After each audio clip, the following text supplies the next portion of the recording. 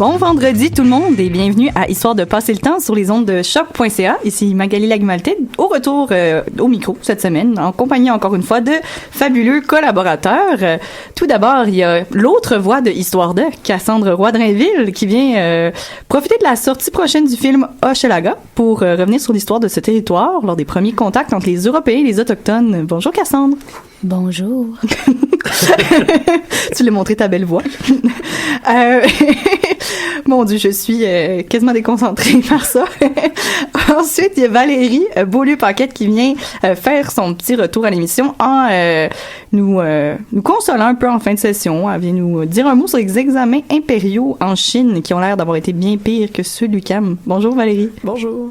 Et enfin, on reçoit pour la 3e semaine de suite, chapeau, Thomas Venn qui se penche sur... Qu'est-ce que je me pense? Qui se pense bon. Qui se penche sur la Première Guerre mondiale en Afrique. Bonjour Thomas. Bonjour. Mais avant tout, comme d'habitude, on fait un petit détour avec Mathieu pour une anecdote historique. Ben oui, mais c'est pas tant une anecdote historique cette semaine. Comme vous savez, moi j'ai le concept d'anecdote historique très large. Alors aujourd'hui, je vais plutôt démystifier un mythe, si on veut. Qui est le vrai James Bond? Oui, qui est-il? Tout d'abord, je vous dire qu'il y en a plusieurs, donc c'est pas basé sur un seul personnage, mais je vais parler du principal. Donc, pendant la Deuxième Guerre mondiale, Ian Fleming, l'auteur de James Bond, est journaliste de guerre et accessoirement espion britannique. Puis il est basé à Lisbonne, au Portugal, qui est en fait un pays neutre, puis aussi une plaque tournante en fait de l'espionnage en Europe à cette époque-là. Puis selon la légende, il aurait aperçu un homme épocher un riche lituanien aux cartes par un coup de bluff. Dans le fond, que le coup de bluff, on le voit dans le film Casino Royale. Oui. Puis il fait il va carrément mettre sur la mise son argent qu'il a fait dans sa dernière mission. Puis il va réussir à épocher le gars. Bref, en tout cas, c'était un beau coup de poker. Mais c'est pour ça que... Puis après, l'homme, en fait, s'appelle Dusan Popov, alias le tricycle pour les Britanniques. Ça passe moins bien que James Bond. Hein? Le tricycle. Ouais, ou Ivan pour les Allemands. Ouais. Il est né en 1912 dans l'Empire austro-hongrois, il est d'origine serbe. Il a fait un doctorat en droit à l'Université de Fribourg en Allemagne et il parle 5 langues. Bon, ça, c'est plus impressionnant que le tricycle. Il travaillera pour la Abwehr, qui est en fait le service d'espionnage allemand, puis pour le MI6 britannique. Il s'agit vraiment d'un double espion, en fait, qui travaille carrément des deux côtés. Donc, on dit qu'il aurait eu des sensibilités un peu anti-nazies, mais je pense qu'au début de la guerre, quand les Allemands gagnaient, je suis pas sûr qu'il était sur le bord des Britanniques. Un opportuniste, finalement. Ouais, un peu comme tout le monde à cette époque-là, je crois bien. Et oui. Puis, en fait, ça, il perd en brume après la Deuxième Guerre mondiale, parce que bon, il y a plus de guerre, fait que c'est un espion hors guerre, ça doit être pas trop pratique, surtout qu'il était peut-être moins dans le communiste contre capitalisme à cette époque-là. Puis, enfin, il meurt à 69 ans à Opio, dans le sud de la France, en 1981, des suites d'une vie à fumer et à boire. Puis, en fait, le nom James Bond, parce que Popov, ça sonne, comme Cassandre le dit, pas trop bien pour le marketing, mettons, vient de l'ornithologue américain James Bond. Ornithologue James Bond. Eh ben, ouais. Alors. Pourquoi? Oui. Je sais pas, ça a oui, non, parce que Fleming trouvait que c'était un ornithologue amateur et donc il lisait beaucoup les livres de James Bond. Okay. Fait que James Bond a une passion cachée pour les oiseaux. Oui. L'espionnage d'oiseaux. C'est ça, l'espionnage aviaire. Bref. Eh bien, merci Mathieu. Pour une fois, c'était quand même assez joyeux comme anecdote. Je suis impressionnée. Donc, sur ça, je vais céder tout de suite la parole à Cassandre et à Hochelaga. Hochelaga. Je m'excuse pour ma voix. Vous avez peut-être vu passer, en fait, la bande-annonce du film Hochelaga, Terre des Almes, le film officiel du 375e de Montréal. Il va prendre l'affiche le 19 janvier 2018 au Québec et représentera le Canada aux prochaines cérémonies des Oscars pour meilleur film en langue étrangère. Donc, c'est quand même pas rien. Oui, puis j'invite à aller voir la bande-annonce parce que vraiment, ça a l'air bon. Et j'étais surprise moi-même. Moi-même, très surprise. Un film que j'ai hâte d'aller voir, en fait. Hochelaga, c'est une ode à la réconciliation entre français, anglais et autochtones. Il y a 6 langues qui sont parlées dans le film, dont le Mohawk et l'Algonquin. Et tous les rôles amérindiens, y compris les 300 figurants, sont joués par des Autochtones. Bien joué. Quand même très cool. L'histoire prend forme alors que le stade Percival Molson devient un site archéologique protégé. Les fouilles vont mener à la découverte de multiples générations qui ont occupé ce lieu, dont les ancêtres de l'archéologue qui est joué par Samian, qui fait les fouilles. Et les ancêtres, c'était des Iroquoiens qui auraient habité l'endroit lors de la visite de Jacques Cartier en 1535. Donc, je profite de la sortie de ce film-là pour faire un retour sur l'histoire de l'île de Montréal, mais surtout sur l'occupation autochtone de ce territoire par les Iroquoiens du Saint-Laurent et par les Mohawks. Sachez qu'Amélie Roy-Bergeron a déjà fait une chronique sur le village de Schlaga le 7 octobre 2016. Donc, si vous voulez compléter, là, vous pourrez aller écouter cette chronique-là. Donc, vous avez peut-être déjà entendu Montréal, territoire Mohawk non cédé. Tout à fait. Par le maire de Montréal, entre autres, qui l'a dit plusieurs reprises. Peut-être que vous comprenez pas vraiment ce que ça implique, ou peut-être que vous avez pensé que ça voulait dire que les Mohawks ont habité sur l'île avant l'arrivée des Français. Donc, l'été dernier, il y a 4 historiens qui ont écrit un texte pour la presse et, en fait, pour donner leur avis d'experts là-dessus, à savoir si Montréal, c'est un territoire Mohawk ou pas.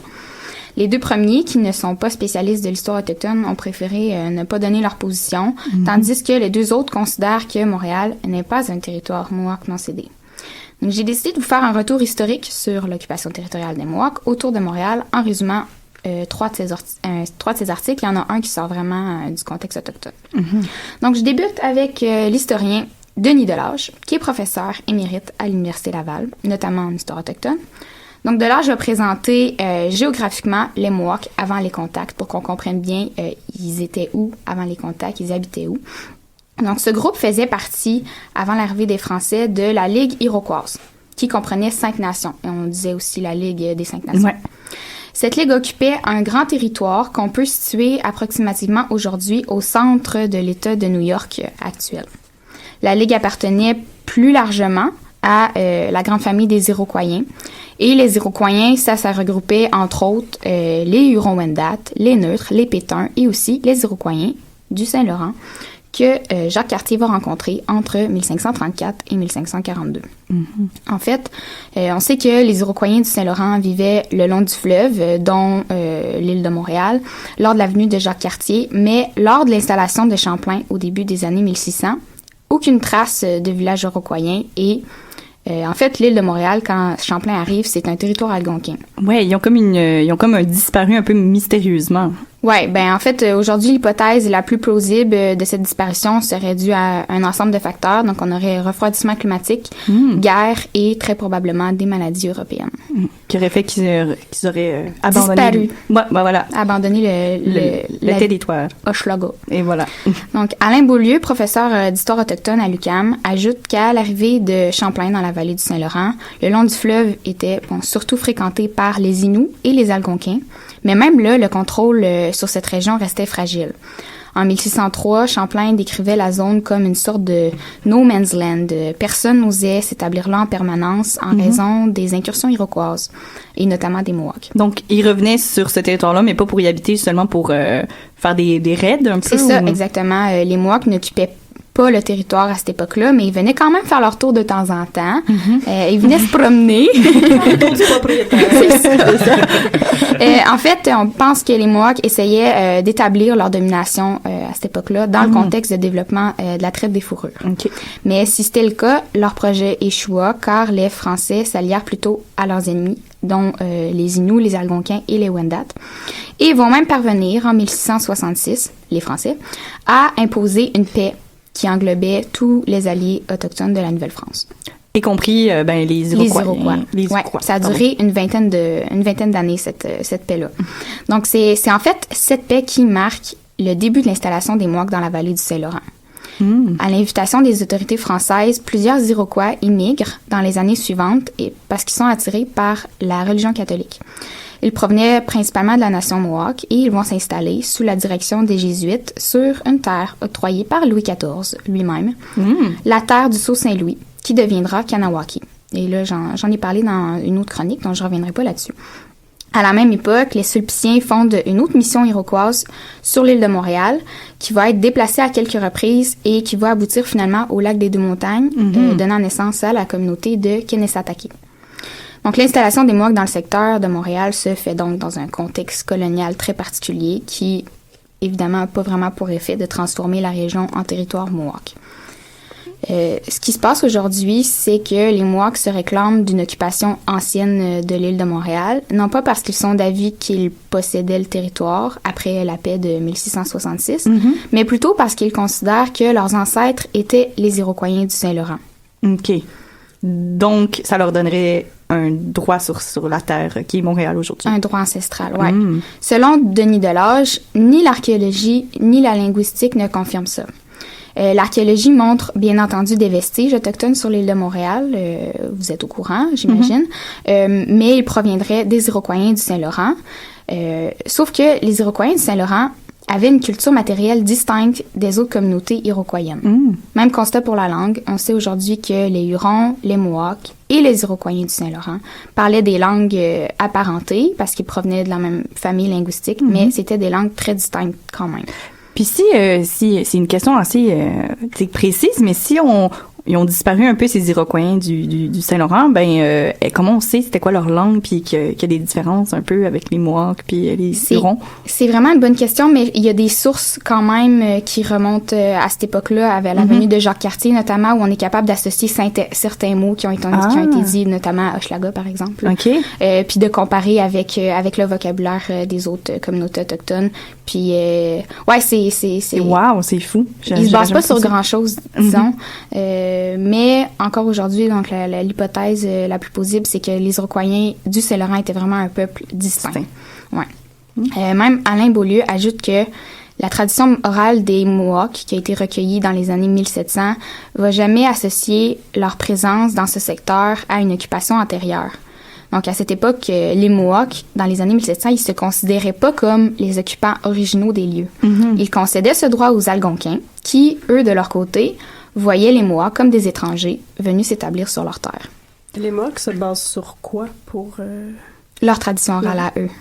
OK. Mais dans le mais fond... qui est élaborée par après. Oui, c'est ça. Si on en croit le... OK, touché. Oui, très... Donc, au lendemain de la conquête, les Britanniques, qui connaissaient l'histoire de la communauté Mohawk, partageaient pas mal cette vision des choses comme les Algonquins. En fait, dans leur logique juridique, les Mohawks ne pouvaient pas espérer des compensations pour leurs terres, comme le prévoyait la proclamation royale de 1763, parce qu'ils avaient abandonné leur territoire ancestral pour aller s'établir sous la protection des Français. Donc, Beaulieu déclare que les Mohawks, en raison de leur histoire, ne semblent pas avoir occupé l'île de Montréal et ne pourraient pas se prévaloir de la phrase « territoire Mohawk non cédé ».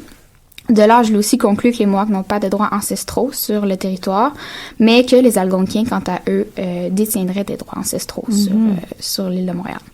Mais là, évidemment, il y a quelques trucs qui sont un peu mélangeants. Territoire cédé, non cédé, droits ancestraux, droits issus de traités, c'est un petit peu compliqué. Donc, le troisième historien, Alan Greer, qui est prof en histoire coloniale de l'Amérique du Nord à McGill, a décidé de se lancer sur ce sujet-là plutôt que de parler des Mohawks. Et on l'en remercie parce que ça va éclairer un peu plus ma chronique. Oui, donc, oui, mais c'est ça. Même nous, là, ça va être bien. Ouais. Donc, dans son texte, il montre clairement ce qu'on entend par territoire cédé ou non cédé. Un territoire cédé, ça veut dire un territoire qui a été cédé à la couronne par des Premières Nations suite à la conclusion d'un traité. Un territoire non cédé, ça veut dire que des colons se sont installés sur un territoire sans conclure de traité avec les Autochtones. Et bon, aujourd'hui, il y a certaines communautés qui peuvent revendiquer qu'elles n'ont jamais cédé ce territoire qui leur appartient. Mais pour le prouver, elles doivent montrer qu'elles ont des droits ancestraux sur le territoire. Donc, en gros, que leurs ancêtres y ont vécu. Donc, ce qui est compliqué si t'es un peuple qui était nomade et bon, bon, voilà. La logique juridique est un peu stupide de ce côté-là. Oui, c'est ça, c'est trop Donc, rendu là, on comprend bien la différence entre cédé et non cédé, sauf qu'au Canada, la gestion des Autochtones et de leurs terres ne s'est pas toujours faite de la même manière et rend la question de cédé-non cédé beaucoup plus compliquée. Aujourd'hui, il y a près de la moitié du territoire du pays qui est soumis à des traités conclus avec les Premières Nations, qui ont cédé de grands espaces, soit contre des paiements annuels ou des fournitures. Le fait est que ces traités ont été conclus seulement durant la période britannique et majoritairement en Ontario et dans l'ouest du pays. OK. Aucun traité territorial conclu au Québec, sauf la Convention de la baie James de 1975. OK. Pourquoi? Ben, c'est encore difficile à expliquer, mais l'hypothèse la plus simple, c'est que la manière de voir la gestion des terres était très différente entre les Anglais et les Français. Dans l'Empire britannique, on concluait des traités pour la colonisation, donc on achetait des terres aux Indiens et ensuite on les redistribuait aux colons. Dans la vision colonisatrice britannique de l'époque, il fallait éliminer tout droit indigène à la terre avant d'installer une forme de propriété pour les colons. Du côté des Français, c'était vraiment différent. On cherchait pas vraiment à éloigner les Autochtones de la vallée du Saint-Laurent. Au contraire, ils étaient très importants pour le commerce, donc on les gardait assez près.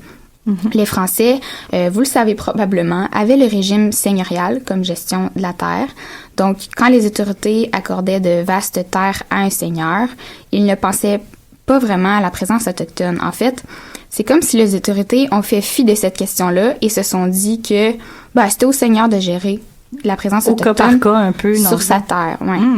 Donc, le seigneur savait toutefois qu'il n'y avait aucun pouvoir sur les Autochtones et Louis XIV avait même donné les ordres qu'on n'usurpe point les terres sur lesquelles ils sont habitués, les Autochtones. Si Louis le dit. Si Louis le dit. Il y a quand même eu des petits abus, là. On s'en sera pas là-dedans, mais la vision de la terre, donc chez les Autochtones, est beaucoup plus abstraite que ça.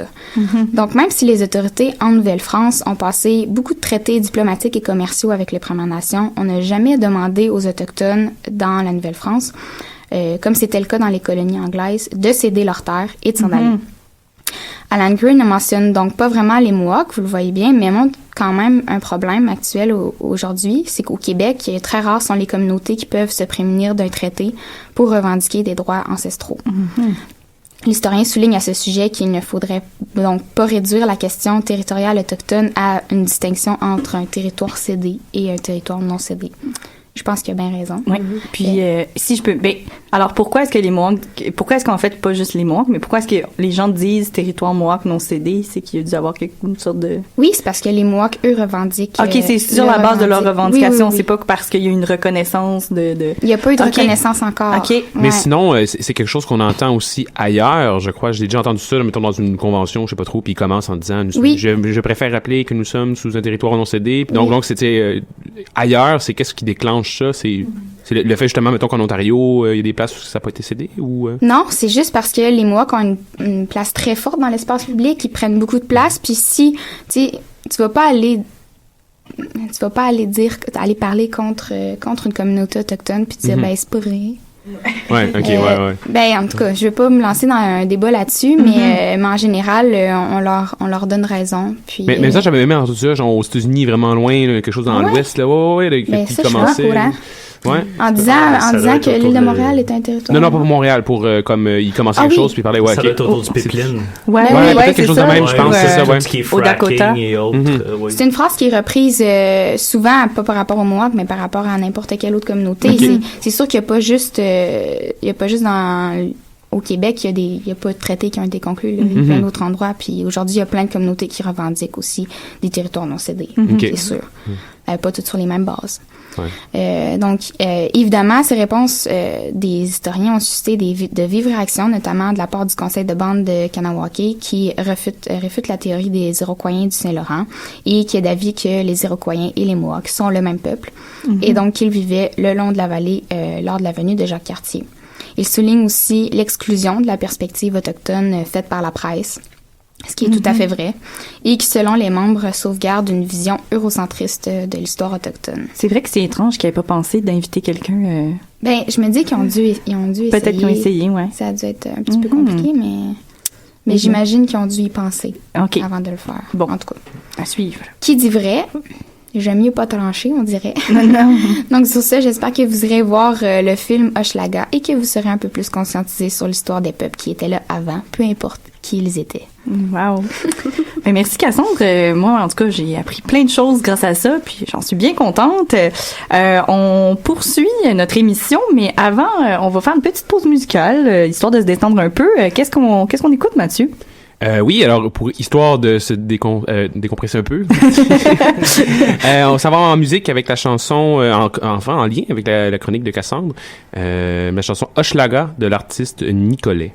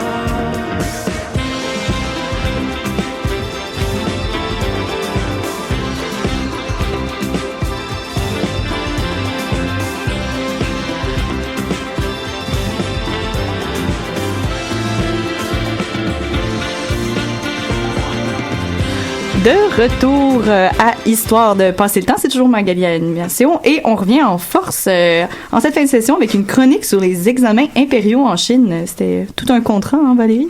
Tout à fait. C'est assez vaste comme sujet, plus que ce à quoi je m'attendais. Et bien là, je m'adresse à tous les étudiants de l'UQAM en cette motadine de fin de session qui vous presse sans doute les dernières gouttes de votre essence cérébrale. Wow! J'ai cru bon vous parler d'évaluation. Paraît que quand on se compare, on se console. Alors, dans l'espoir de diminuer un peu le niveau de stress qui fait vibrer les couloirs de l'UQAM, je vous parle aujourd'hui du système d'examen impériaux de Chine, nommé Keju. C'est l'ancêtre du présent système d'éducation en Chine et du Gaokao. Puis, c'est quoi ça, le Gaokao? Très bonne question. Le Gaokao, c'est le concours national d'entrée à l'éducation supérieure qui est normalement pris à la dernière année du secondaire. Les participants ne peuvent le passer qu'une fois par année, mais il est possible de le reprendre autant de fois qu'il le faut. Ça a toujours lieu sur 2 jours, aux mêmes dates, le 7 et le 8 juin. Et pour les élèves chinois, ben, leur succès, leurs opportunités futures et même leur salaire dépendront de cet ultime moment. Pas du tout stressant. À peine. Vraiment, là. Donc, une énorme pression repose sur leurs épaules et celle de leur famille aussi. Il est malheureusement la cause de beaucoup d'anxiété, d'épuisement mental, de dépression et même de suicide chez les adolescents chinois. Wow, et boy. OK. Et ça détermine en fait, finalement, quelle université peut-être qu'on peut aller, ou qu'est-ce qu'on peut faire. Pointage, en fait, qui t'ouvre les portes de certaines universités. Donc, OK. C'est assez décisif. Oui, c'est ça.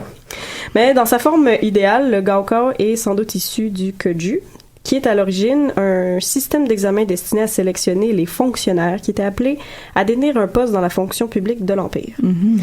Donc, le système est imposé en 605 pendant la dynastie Sui, S-U-I. C'est vraiment très tôt, je peux. Très, très tôt. Dans l'histoire. Si on se compare, là. Ouais, c'est presque c'est au début du c'est au début du calendrier musulman, en fait, presque. C'est fou, là. C'est vrai. Et puis, il continue d'évoluer pendant 1300 ans, avant son abolition en 1905.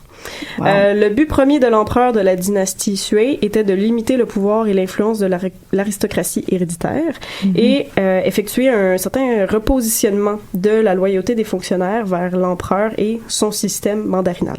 Donc, par la même occasion, fortifier aussi son propre pouvoir autocratique. Ça a été un très long processus au cours duquel l'aristocratie a été obligée donc de s'adapter ou de se voir déclassée. Avant ce système d'examen, il existait certainement d'autres formes de tests, mais le recrutement des fonctionnaires se faisait principalement sur recommandation et autres critères comme la naissance, les distinctions sur les champs de bataille ou des accomplissements vertueux. Oui, qui garantissent pas nécessairement que tu sois bon à ta job. Non. De bureaucrate. Donc, c'est ça. Donc, c'est durant la dynastie Tang, qui était de 618 à 907, que ce processus est tout à fait accompli et qu'on passe d'un gouvernement aristocratique à un gouvernement bureaucratique qui sera repris et puis alimenté par les dynasties subséquentes. Donc, ce que je vous décris aujourd'hui, c'est le système dans sa forme la plus achevée. À l'époque de la dernière dynastie, celle des Qing, dans la seconde moitié du 19e siècle. OK. Donc, c'est un système de légitimation politique culturelle formé par un corpus commun là, de référents socio-culturels et intellectuels. Donc, bref, c'est tout à fait un moule que je vous présente. Il existait plusieurs niveaux d'épreuves séparés en deux catégories. Les 3 premiers examens étaient préliminaires et il y avait ensuite 3 examens officiels. C'est un système méritocratique, donc techniquement ouvert à tous sans distinction, encore une fois, sauf les femmes. Ah, ben oui, toujours. Ça change pas. Puis si, j'imagine aussi que, bon, c'est sûr que c'est méritocratique, mais qu'un aristocrate ou quelqu'un qui a plus de moyens a beaucoup plus, disons, voilà, les moyens d'avoir une éducation qui permet de rentrer dans ce moule-là. C'est ça, le paysan n'a pas nécessairement la chance d'avoir un instituteur privé qui vient chez lui donner des cours et puis accès aussi à toute la paperasse que ça nécessite. Oui, mon Dieu. C'est le temps. Et le temps, c'est ça. C'est la priorité. Oui. Donc, le contenu des examens est basé sur l'œuvre de Confucius, surtout, qui était un philosophe chinois. Le processus est excessivement rigoureux et le système en lui-même oriente toute l'éducation là, vers la littérature. Donc, principalement 4 livres et 5 classiques. C'était le corpus, c'est comme ça que ça s'appelait. Wow. L'examen et par le fait même l'éducation sont donc fondés sur une mémorisation parfaite comme seule méthode d'apprentissage. Parfaite. Quand je vous dis parfait, c'est qu'on apprenait pratiquement mot à mot les livres et les classiques. Donc, si je te nommais un paragraphe, il faudrait que tu le complètes par toi-même par la suite. Ah! Donc, quelle horreur! Moi, ça m'angoisse, là. Donc, il était obligé... J'ai chaud. Il était obligatoire d'apprendre par cœur les écrits philosophiques et aussi les traités, en plus des commentaires qui étaient faits par d'autres auteurs. Wow. Il y a de la job. Donc, il était coutume de dire que la formation d'un jeune prodige commençait dans le ventre de la mère, qui devait tout faire pour maximiser son développement, c'est-à-dire s'asseoir toujours droite, écouter des lectures à voix haute des livres classiques, adopter un certain régime, etc. La rigueur en Chine, ça n'a aucun sens. On a un peu cette vision-là aujourd'hui, là, quand la mère fait écouter de la musique classique à son bébé pour créer des petits bazars. Fait que la prochaine étape, c'est les examens impériaux. Oui, c'est ça. On est rendu Confucius avant d'aller se coucher. Donc, aussi, dès son plus jeune âge, l'enfant est amené à recopier des sinogrammes, puis il devra mémoriser plus de 400 000 caractères. Des sinogrammes, on entend quoi par là? C'est les caractères. Donc, nous, admettons, on a des cahiers pour dessiner à l'intérieur des formes, eux autres, c'était des dessins de sinogrammes. Ah! Un petit peu moins imaginatif, moins de couleurs aussi. Donc, j'aimerais vous présenter un peu la procédure là, au tout premier niveau, comment un examen se déroulait. Donc, Un coup de canon vers 3-4 heures du matin annonce le lever. Hein? Yeah! Pas de cadran. Des Pas de petits chants snooze. d'oiseaux. Pas de snooze, les amis. Ouais, pas d'ornithologue cette fois-ci. C'est comme... Et donc, ça annonce le lever et le temps de la préparation aux étudiants de différentes parties de la ville. 1 heure plus tard, second coup de canon pour les sommer de se rendre au hall d'évaluation avec leur panier contenant un encrier, un pinceau, de l'eau, puis un petit lunch. Oh. Ils sont alors accompagnés de leur famille et de leurs amis qui les supportent. Une fois leur bureau repéré en fonction d'un chiffre qui leur est attribué, un signal somme les supporters de quitter les lieux. Les magistrats se présentent aux étudiants qui doivent se prosterner.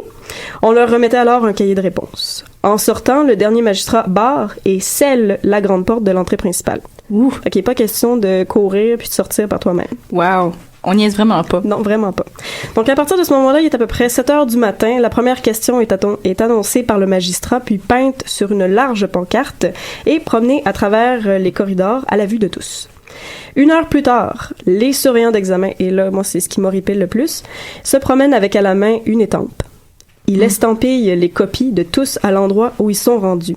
Si l'étampe est près du haut de la page, peu importe si le texte est excellent, il serait moins bien noté. Hein? On s'attendait à ce que, après 1 heure, il y a déjà plusieurs lignes décrites. Ouf, mon Dieu. Aïe, aïe, quelle angoisse. C'est pas de plan, là. Je fais comme la projection, on dirait que je m'imagine un prof qui va derrière moi puis qui me regarde si j'ai assez écrit. Puis qui une heure tombe. d'examen qui tombe pas, là.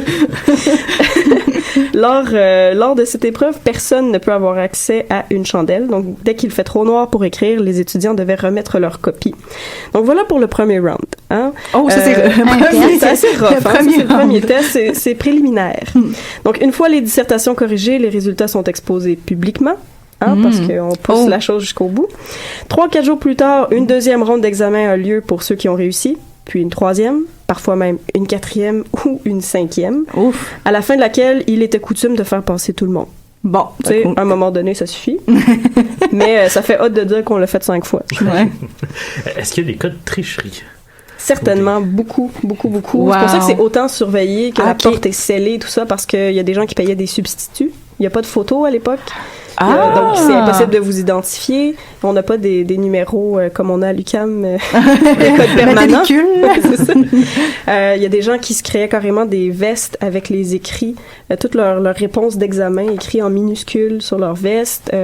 À l'entrée, des fois, même, il y a des gens qui devaient surveiller les lunchs, ouvrir les dumplings, parce que parfois, il y avait peut-être des petits messages qui étaient cachés à l'intérieur. Ça me fait vraiment rire. Est-ce que c'est l'ancêtre des biscuits chinois? Eh ben, Ouvrir les dumplings. Ouf, OK. Puis juste de même aussi, certainement qu'ils n'ont pas le droit d'aller aux toilettes, ils doivent avoir un pot justement pour... ouais, t'as le droit d'aller une fois aux toilettes. Oh. Ah, mais t'as une étampe. Je choisis. Oui, c'est ça. Mais si tu y vas plus d'une fois, il y a une étampe qui est... Ah! Mais je te dirais que quand l'examen dure une journée, les gens se levaient même pas pour aller aux toilettes. Ah ouais. Ah non, t'as pas le temps. T'as Ah. pas le temps. Oh my. Donc, OK. les tests préliminaires, comme vous avez pu voir, ils servaient surtout à éliminer le plus de candidats avant de faire passer la crème de la crème aux examens officiels qui se donneraient dans d'autres provinces, puis à la capitale impériale et au final dans le palais même de l'empereur. L'examen provincial se déroulait quant à lui sur 3 jours et 2 nuits, sans interruption. OK, mais là, la nuit, est-ce qu'il y avait des chandelles? C'est ça, les candidats, ils pouvaient avoir au moins 3 chandelles avec eux. Maximum 3 chandelles. Une fois que c'est fini, tu te débrouilles. Ils étaient davantage surveillés, même par des gardes au perché. L'étudiant, même ça m'a fait écarquiller les yeux. L'étudiant devait d'abord écrire sur sa copie les premières lignes qu'il avait écrites sur sa toute première copie d'examen, de l'examen préliminaire. C'était une façon de s'assurer que c'était la bonne personne. Oh, OK. Moi, tu me demandes... Ouais, c'est ça, moi, avec tu tout ce que tu écrit, là. Moi, après mon examen, je sors de la classe puis je me souviens plus de rien. Non, c'est ça. Mais là, Tu commences ça par une phrase vraiment cliché, là, depuis que le monde est bon. De mémoire d'homme. Donc, à ce stade-là, il y a 10 étampes qui servaient à disqualifier le candidat pour s'être levé, pour avoir parlé, échangé des papiers, pour avoir regardé autour de lui même. Donc, toute attitude louche, ne serait-ce que même pour avoir chantonné. C'est noté. Ça n'entraîne pas nécessairement un échec, mais en 2 copies excellentes, ça servait à disqualifier. Moi, j'aurais été disqualifiée à ce moment-là, je pense. Je regarde tout le temps partout. Bref. Manque de discipline. Oui, c'est ça. Donc, vous pouvez imaginer ces halles d'épreuves écrites vraiment comme une ruche d'abeilles avec son agrégation d'alcôves, ou plutôt des petites cellules, assez grandes pour un seul homme. Fait qu'il faut pas être claustrophobe. Ni trop gros. Et puis elles sont adjacentes l'une à l'autre comme des écuries. Il n'y a pas de porte à l'avant. Et c'était une blague d'Astérix Obélix, juste pour c'est Obélix qui dit ça. Bref, excusez-moi. Donc c'est ça, il n'y avait pas de porte à l'avant et puis il y avait un sol de terre battu. Donc ça va sans dire que l'anxiété, la fatigue, l'épuisement mental, même la maladie mentale et physique étaient choses communes. On disait même que les halles étaient l'endroit de prédilection pour les fantômes qui venaient se venger. En effet, un homme qui échouait son examen pour cause d'infortune, comme une simple chandelle renversée sur sa copie, était perçu comme non vertueux, puisque c'était sûrement l'œuvre d'un être bafoué qui se vengeait. C'est une croyance très répandue chez les taoïstes et dans l'ensemble de la population, comme de quoi une bonne action entraîne la bonne fortune, donc une mauvaise action dans le passé amenait ce genre de calamité. C'est un peu superstitieux, non? Tout à fait.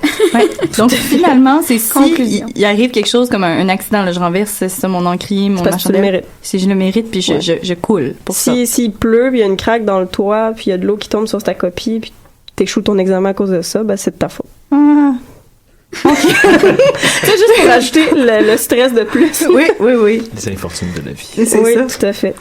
Et puis, au moment de la correction, les copies d'examen étaient ensuite recopiées à la main pour ne pas que les correcteurs reconnaissent la calligraphie d'un chouchou. Plusieurs milliers de fonctionnaires étaient engagés uniquement à cette fin. Donc, c'est un système bureaucratique assez lourd, juste pour des examens, là. C'était géré par le ministère des Rites. Oh! Voilà. Donc, il me faudrait au moins 1 heure là, pour vous présenter tous les rituels qui étaient associés à l'examen au palais. Je vais vous épargner pour cette fois. Je dois quand même souligner que les codes sociaux et la ritualisation de l'épreuve étaient extrêmement complexes et représentaient en soi une épreuve. L'opinion publique y participait même quand même en surveillant de près les résultats aux épreuves parce qu'ils étaient affichés publiquement. Donc, si trop d'enfants de magistrats ou de militaires étaient diplômés, souvent il y avait des agitations dans les villes. Donc, bref, le système du Keju était répandu à travers la Chine, surtout afin de contrecarrer des tendances autonomistes régionales. Donc, ça a vraiment servi à unifier la Chine. C'est assez important comme système. Quand même autour d'un même corpus d'œuvres aussi, là, tout le monde devait savoir la même chose. C'est ça, exactement. Puis son imposante gestion bureaucratique était gérée, c'est ça, par le ministère des Rites. Puis en passant, il a été instauré à un moment où l'Europe établissait ça et là le système féodal. Oui, on avait pareil. On n'était pas rendu là. Non, pas vraiment. C'était aussi rudement progressif pour l'époque puisqu'il contenait une idée de l'égalité des chances. Même si c'était imparfait, comme on l'a dit tantôt, désillusionnement total pour les pauvres qui ne peuvent pas payer le voyage pour se rendre soit à la capitale ou ailleurs, les cadeaux aux correcteurs, les tips pour les surveillants d'examen, les banquets et autres rassemblements. Donc enfin, c'est un système qui a vraiment forgé toute l'éducation en Chine puis qui a activement participé à son unification pendant des centaines d'années. Il a aussi été la cause de son retard technologique puisqu'il mettait l'emphase justement sur l'érudition littéraire. Il n'y avait pas de place pour les connaissances mathématiques pratiques ou même l'originalité. Point. Parce que c'est beaucoup du par cœur. Oui, les sciences humaines. Non, c'est super intéressant. Et dire qu'aujourd'hui, on trouve qu'il y a trop de sciences nature, plus de sciences humaines, et alors que trop de sciences humaines, on sait que ça donne finalement. Ça donne l'UQAM. Un retard. Très encourageant. Bref, c'est tout. Bonne chance. Lâchez pas. Mon Dieu. Alors, sur ça, j'espère que tous ceux et celles qui sont en fin de session, vont se consoler un petit peu, puis ça va bien aller tout le monde. Ils vont arrêter de se plaindre le ventre plein. Bon, les étudiants puis leur sangria puis leur sel, hein. Bon. Bon, alors, on va faire une petite pause sur ça. Est-ce que tu as une autre trouvaille musicale en lien avec la chronique de Valérie, Mathieu? Oui, exactement. Donc, en lien avec la chronique de Valérie, j'ai une chanson qui s'appelle China du groupe Sparkadia.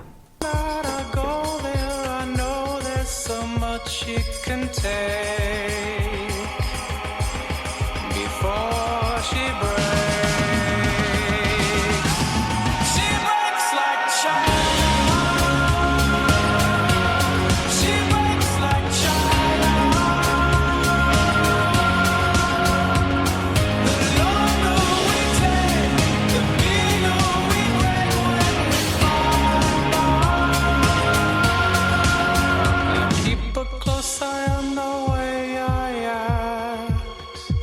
Even when I start to see all the cracks, I'll give nothing away but expect her to stay with me. When she worked out where my weakness lay, and she wouldn't stop until I gave way. Every time that she goes there, she knows there's so much I can take before I break. I break like China. I break like China. The longer we take, the bigger we break when we fall. The stronger we act, the longer we cry. There's only so much we can take till we start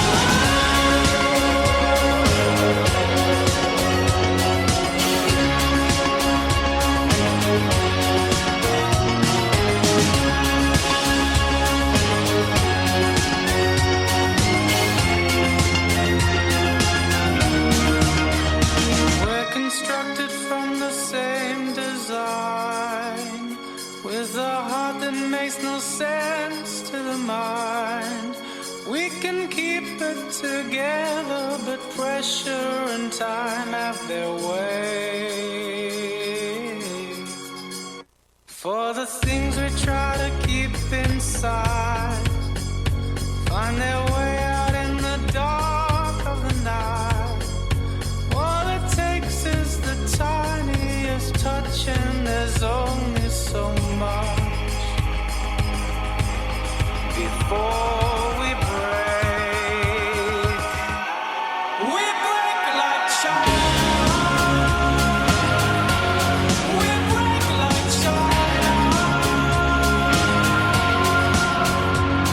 The longer we take, the bigger we break when we fall. De retour encore une fois à Histoire de passer le temps sur les ondes de choc.ca pour un dernier segment consacré cette fois-ci à la Première Guerre mondiale en Afrique, un sujet qui intéresse particulièrement Thomas. Oui, effectivement, ça fait partie de mon mémoire de maîtrise.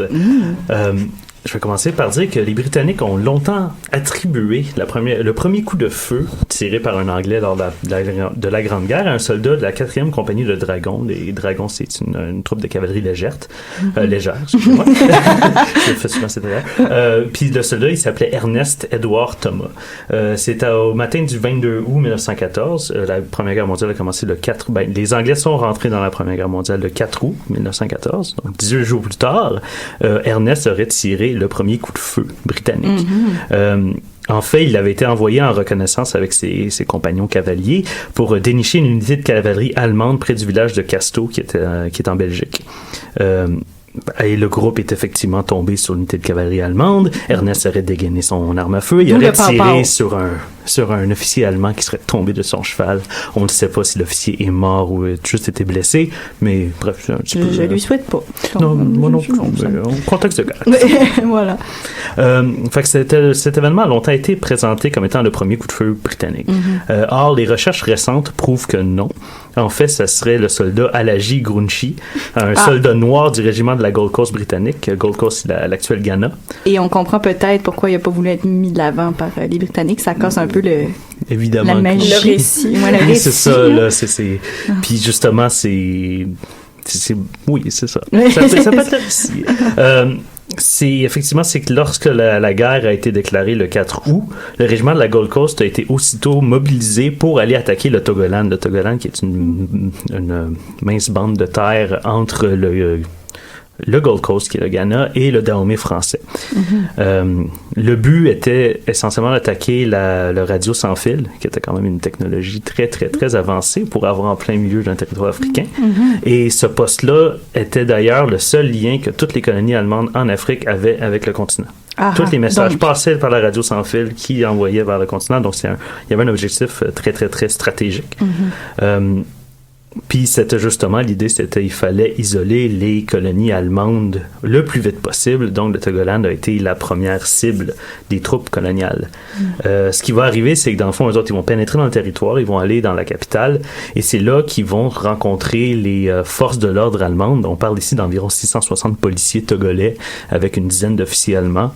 Rien de gros, rien d'impressionnant. Lui et sa compagnie, là, Alagi et Grunchi, ils sont envoyés en reconnaissance et dans une usine, ils vont tomber sur une dizaine de policiers togolais et un officier allemand, puis ils vont ouvrir le feu. Fait que c'est rien de glorieux, c'est rien de pompeux, il n'y a pas de charge de cavalerie, de charge d'infanterie. C'est pas les beaux Dragoons, là. Non, ça ressemble presque juste à une révolte dans une usine plus qu'une guerre. Oui, c'est ça. Puis surtout, c'est avec des forces de l'ordre, c'est avec des policiers togolais. Là, c'est des personnes qui se promènent avec des armes à main et non des... Bref, rien d'impressionnant. Et en plus, dans les colonies. Donc, oui, voilà. en plus. Fait que je trouve que ces deux événements-là sont quand même très intéressants dans le sens où ils sont représentatifs des avancements de la recherche aujourd'hui, ou du moins, ça représente le changement dans la manière de raconter la Grande Guerre. Dans le cas de notre cher Ernest, on est devant une histoire nationale classique où les affrontements qui sont importants sont ceux sur le territoire européen, tandis que dans le cas de Grunchi, j'ai vraiment la misère à dire son nom. C'est un beau nom, pareil. Grunchi. Grunchi. Ça fait Crunchy. T'as vraiment un truc de voix sexy aujourd'hui. C'est drôle. Je comprends pas pourquoi tu dis ça. Bref, c'est qu'on est face à la nouvelle historiographie qui voit la Première Guerre mondiale comme étant une guerre de puissance impériale. Fait qu'on veut sortir de l'Europe pour voir c'est quoi l'apport de ces empires coloniaux-là, surtout l'Empire britannique et l'Empire français, qui pas qui contiennent, mais qui ont une énorme quantité de territoire outre-mer. Les Allemands aussi. T'as aussi les Espagnols et les Portugais qui sont présents en Afrique et ailleurs. Ça fait en sorte aussi que là, on s'intéresse à la mobilisation des empires coloniaux, puis justement aux campagnes militaires qu'il y a eu à l'extérieur de l'Europe. Alors, c'est un petit peu ce dont je veux vous parler aujourd'hui, c'est les campagnes militaires, les révoltes et la mobilisation sur le continent africain. Effectivement, la France, l'Angleterre, la Belgique, l'Afrique du Sud et le Portugal vont tous mobiliser des troupes afin de conquérir les colonies allemandes d'Afrique. Le Portugal. Oui, je vais arriver à la raison pourquoi le Portugal apparaît soudainement. Bon. C'est en 1916, il va y avoir des petits événements qui vont les pousser à participer à la Grande Guerre. Intriguant. On retient notre souffle jusque-là. Donc, les colonies allemandes, on parle du Togoland, comme je vous l'ai dit, qui est pris entre le Dahomey français et la Gold Coast anglaise. On parle du Cameroun avec un K, parce que c'est un territoire encore allemand, que lui, il est pas loin du Togoland aussi. On parle du sud-ouest africain allemand, qui est sur la côte atlantique de l'Afrique et qui a une frontière commune au sud avec l'Afrique du Sud. Ce qui est aujourd'hui la Namibie. Ouais. Oui. Et enfin, on a l'Afrique de l'Est allemande qui donne sur l'océan Indien. Ailleurs, des frontières avec le Congo belge, le Mozambique portugais et le Kenya britannique. Mais Quand même. Qui est maintenant Ça, je ne le sais pas. la Tanzanie.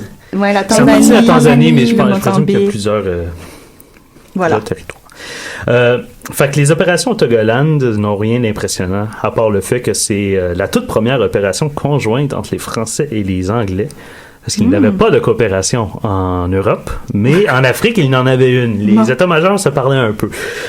Mais en même temps, on parle ici d'une petite force de police qui fait face à quelques unités des armées coloniales alliées. C'est une opération qui va à peine durer 1 mois. Pour ce qui est du Cameroun et de l'Afrique de l'Ouest allemande, on parle de campagnes qui vont durer environ 2 ans. Au Cameroun, les soldats allemands vont se faire repousser vers les régions montagneuses à l'intérieur des terres et certains d'entre eux vont défendre des positions fortifiées pendant quelques mois même. Les Anglais sont incapables de passer... c'est un petit peu ce qui arrive sur le front de l'Ouest en Europe. Les gens ils se retranchent, on se tire dessus, on attend.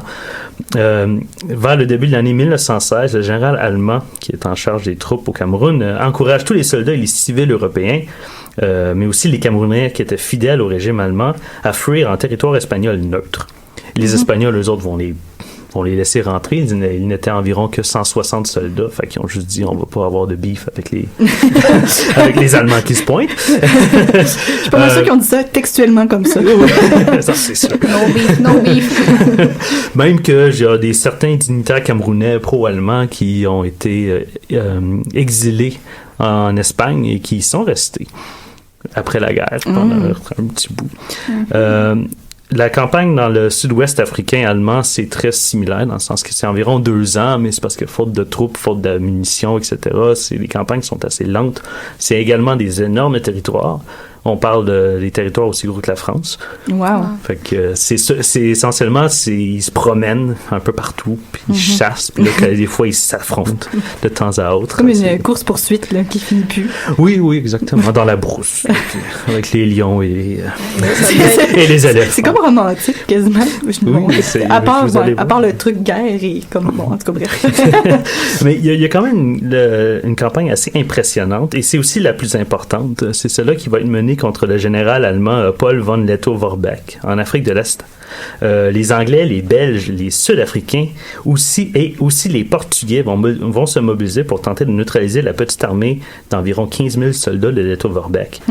Ces 15 000 soldats-là, on parle d'environ 12 000 askaris. Les askaris, c'est comme les troupes coloniales noires des Allemands, puis environ 2 à 3 000 Européens.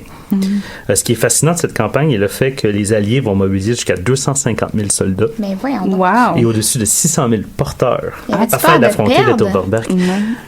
En partie, mais ils ont souvent louangé la discipline et les capacités guerrières des askaris, parce que c'était quand même une force d'élite. Les Anglais, ils mobilisaient des Indiens qui avaient même pas entraîné pendant 1 mois. Ils se disaient, c'est une campagne mineure, on va juste envoyer tout ce qu'on a. Les Belges et les Portugais n'avaient pas vraiment des très bonnes troupes. À part les Belges, oui, il y avait la force publique, mais c'était plus une force de police qui gérait les plantations de M. Léopold. Ah, voilà. Que là, ils ont été mobilisés. Puis, tu as parlé de 600 000 porteurs. Ils portaient quoi, finalement? Qu'est-ce qu'ils faisaient? Les porteurs étaient utilisés pour transporter tout ce qui était nourriture et munitions. Excusez. Parce que, justement, il y avait pas de route. La mécanisation, en d'autres mots, avoir des camions et autres sur ce front-là était très difficile. Genre, je lisais des sources, puis là, ils capotaient parce qu'il y avait leur première Ford qui apparaissait en Afrique de l'Ouest. Là. C'est quand même impressionnant. Puis, il n'y a pas de chemin de fer. Parce qu'en même temps, ce qui va arriver, c'est que Lettow-Vorbeck, il va faire une guerre de mobile. Il va toujours bouger, puis là, il faut le chasser à travers tout ça. Donc, il n'existait pas d'animaux capables de transporter ça. Alors, j'imagine qu'il n'y a pas de chevaux là-bas, mais il n'y avait pas un autre animal qui aurait pu faire... Oui, il y avait des chevaux, il y avait des mules, mais comme je vais un petit peu montrer avec les porteurs, ça mourait vite à cause des maladies. Donc, il n'en utilisait pas beaucoup, ou il en utilisait peu parce que, justement, ça mourait. Puis ils n'étaient pas habitués aussi au climat africain. C'est ça, justement, je voulais, à la place de juste vous bombarder de dates et d'événements qu'entourant cette campagne-là qui dure environ 4 ans, j'ai plutôt décidé d'y aller avec la dynamique de ce qui est arrivé. Je voulais un petit peu exposer ici avec les porteurs. Mais Lettow-Vorbeck, lui, était très conscient qu'il ne pouvait pas se permettre des gros affrontements, à moins d'être sûr que les conditions lui soient favorables. En d'autres mots, il cherche à avoir des victoires décisives. Il va donc passer son temps à éviter les confrontations d'envergure avec les Alliés. Quand c'était le cas, et quand il se trouvait pris, Lettow-Vorbeck se retirait. Fait que oui, il affrontait momentanément, puis là, il sortirait, il s'en allait. L'idée derrière cette stratégie n'était pas de mener une guerre de guérilla, comme on l'a longtemps cru. Beaucoup de stratèges militaires, beaucoup d'historiens militaires ont dit « Ah, c'était un génie de la guérilla. » Lettow-Vorbeck, ce qu'il faisait, c'est pas une guerre de guérilla. C'était survivre, finalement. C'est survivre, se sauver, mais c'est aussi qu'il y avait la mentalité européenne de la bataille décisive. Donc, il attendait le moment d'avoir toutes les conditions qui allaient lui permettre de détruire l'armée ennemie. Puis il les a jamais eu. C'est pour ça qu'il se sauvait tout le temps. Il était toujours « Ah non, ça marchera pas. Ah non, ça marchera pas. » Fait qu'il s'est juste toujours sauvé. Mis à part ça, la stratégie de Vorbeck était aussi d'attirer le plus de troupes alliées possible dans son théâtre d'opération afin de nuire à l'effort de guerre allié sur le front de l'Ouest surtout. La logique est que les troupes qui passent leur temps à lui courir après dans la brousse africaine ne se retrouveront pas sur le front européen. Bon, ça va plus ou moins marcher. Oui, il va y avoir un nombre considérable de soldats mobilisés pour l'affronter, mais ce sont surtout des Sud-Africains, des Portugais, des Belges, des Indiens et beaucoup d'autres unités qui n'auraient peut-être pas été mobilisées en Europe. Et ça, surtout les soldats noirs. Pourquoi les soldats noirs n'auraient pas été mobilisés en Europe? L'explication est assez simple. Aucune nation européenne, sauf la France, ne voulait stationner des troupes noires sur le front parce que ce serait un affront à la civilisation occidentale que d'offrir l'opportunité à un homme noir de tuer un blanc sur le même pied d'égalité. Ouais. On craignait beaucoup de troubler la hiérarchie raciale à ce moment-là, parce que c'est la première fois aussi qu'il y avait parce que ça me fait penser aux travailleurs chinois de la Première Guerre mondiale. C'est la première fois qu'on faisait venir, en fait, des coloniaux sur le sol européen. Alors que durant la colonisation, c'était l'inverse, c'était les Blancs qui allaient dans les colonies, tu sais. Fait qu'on payait même leur voyage de retour pour s'assurer qu'ils restent pas. Parce que c'est dans la même dynamique. Là, ici, donner des armes à des Noirs pour qu'ils tuent des Blancs, c'était... subversif. Oui, c'est presque subversif. Bref, pour revenir à Leto Vorbach et sa bande de joyeux Mais lurons. pourquoi les Français, eux, acceptaient ça? Est-ce qu'ils disaient nous sommes tous égaux devant les balles ou moi, non? ben c'est en partie parce que les Français ont commencé à utiliser des soldats noirs beaucoup plus tôt que beaucoup d'autres empires coloniaux. Ils l'utilisaient comme des forces d'ordre. Je dirais aussi peut-être à cause qu'ils ont commencé à utiliser les soldats noirs plus tôt, les officiers coloniaux avaient déjà fraternisé avec ce genre de soldats-là, donc avaient peut-être plus, on pourrait dire, d'affection envers eux, parce qu'il faut pas oublier que oui, le racisme existe absolument, mais la fraternisation dans les armées crée des liens. La guerre, ça soude. Ça peut, ça soude. Ça, okay. Mais il va encore avoir des préjugés raciaux, mais ça va être comme c'est comme j'ai un ami noir, donc je suis pas raciste. Là. C'est exactement la même affaire. Bon. Pour revenir à Leto Vorbach puis sa bande de joyeux lurons, l'élément qui est le plus frappant, qui a le plus frappé les imaginaires, est le fait que pendant 2 ans, de 1916 à 1918, cette armée va parcourir un territoire 3 fois plus gros que la France, dans ce que l'historien Edward Pace va qualifier du dernier grand safari allemand en Afrique. Oh mon Dieu! D'une manière sarcastique. C'est de mauvais goût. Oui, c'est de mauvais goût, mais son livre est excellent. Il remet tout en question cette affaire-là, mais c'est vraiment pour dire genre que ça ressemblait à un grand safari.